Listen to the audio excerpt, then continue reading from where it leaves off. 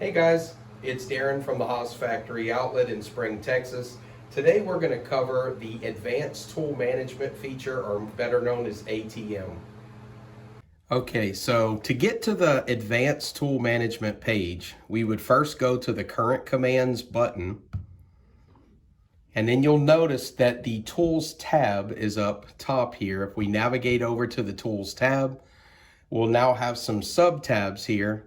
And those sub-tabs include things like your tool table, tool usage, and your advanced tool management function, which is standard on every Haas NGC control. Now, you'll also notice that I'm able to navigate these two windows right here. If I press the down arrow key, it's going to allow me to go through this top section, which we're going to use in a little bit. I can press the F4 button to switch down to the bottom tab and use these. Now, if you only want to use Advanced Tool Management for the purpose of tool life itself, you can go to each individual tool number, as you can see in this list, and set the limit of how many cycle starts you want to use for this tool.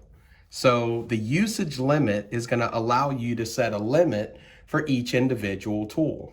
For example, if I want tool 1 to only last for 10 parts, I can go to the usage limit, type in a number 10, and now I've set my limit at 10 parts.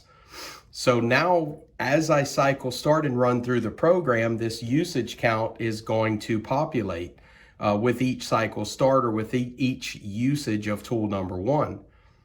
Once I get down to a certain limit, when I'm almost expired my limit, I'm going to get a bit of a warning, and then I'm going to get an actual alarm saying that I've used that tool the 10 times. I'm no longer allowed to use it again. Now let's talk about using alternative tools, or using tools as part of a group. So let's say that tool number 1 is a face mill, and you want to use that tool number 1 10 times. And then at the end of that 10th usage, instead of giving you an alarm, you want it to switch from tool number 1 to tool number 10, because you might be using tool numbers 2 through 9 for other operations in the same cycle. I'm going to press the F4 button to jump me up to this guy right here. I'm going to highlight where it says add a group. It's going to ask me, what do you want the group number to be?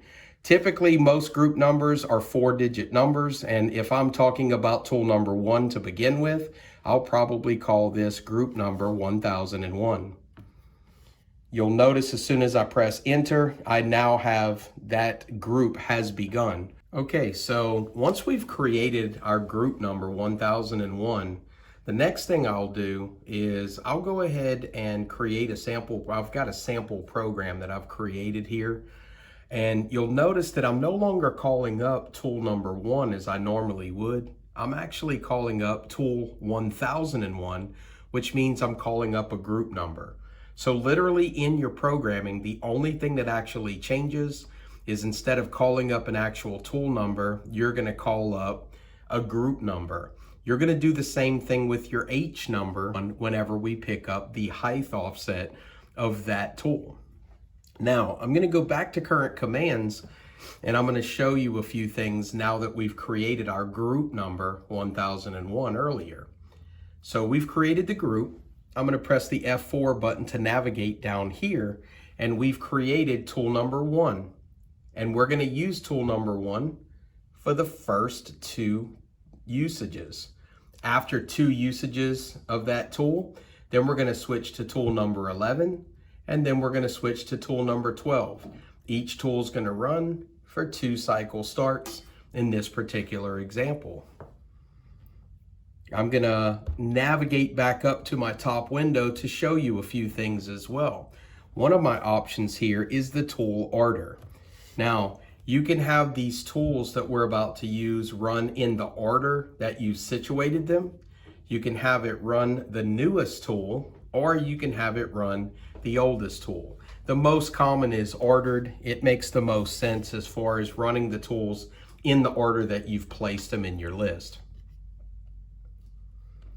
The usage limit, again, is the number of times that you want to run each tool before expiring that tool and then moving on to the next tool. highlighting the expired action. You'll notice there's quite a few things that we can do here, but in the case of using multiple tools, you're going to choose choice number 5, which is next tool. Now from here, I'm going to go over to our MDI section, and we're going to cycle start this program a few times to show you guys how the usage counts are going to work. As soon as I press cycle start, it's going to execute my program, which means it's going to tool change to tool number 1. It's going to use tool number 1. You'll see that my tool life has now shrunk to 50%, and I'm also getting a tool wear message at the bottom because it knows that the next cycle start is the last time that it's going to use tool number 1. I'll press cycle start this last time. You're going to see my tool life go to 0%. You're going to see my tool wear icon go from yellow to red, and it's also warning me that that tool number 1 is now expired. So because I have alternative tools in the carousel, I'm going to press cycle start and I'm going to ignore this warning. And you'll notice that the next time I press cycle start, it's going to change the active tool. It's going to call up tool number 11 and actually run that tool. And then you're going to see that usage count.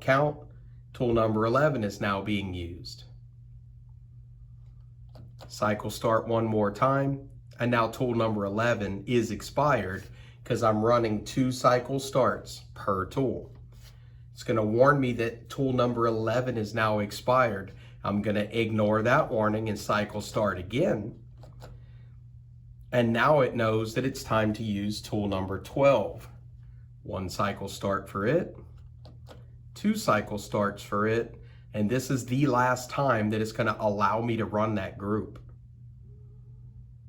It now tells me that we expired tool number 12 as well. Now, if I attempt to cycle start, I'm going to get an alarm.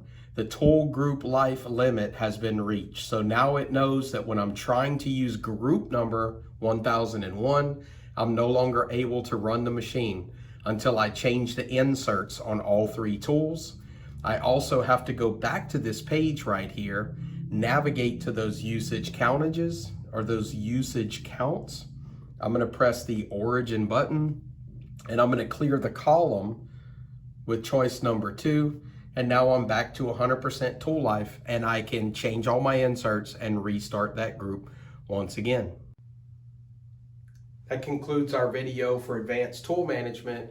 Please feel free to subscribe to our YouTube channel, championscnc.com. We're glad to help. Thank you.